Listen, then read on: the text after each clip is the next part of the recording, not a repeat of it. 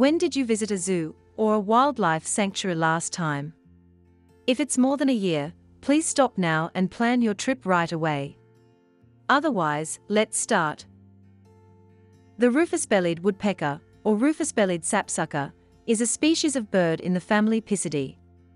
This woodpecker has a habit of making a series of small pits on the bark of trees, leading to its being considered an Asiatic member of the sapsuckers in the past. It is found along the Himalayas in the Indian subcontinent and Southeast Asia, ranging across Bangladesh, Bhutan, Cambodia, Hong Kong, India, Korea, Myanmar, Nepal, Thailand, Manchuria, Ussuriland and Vietnam.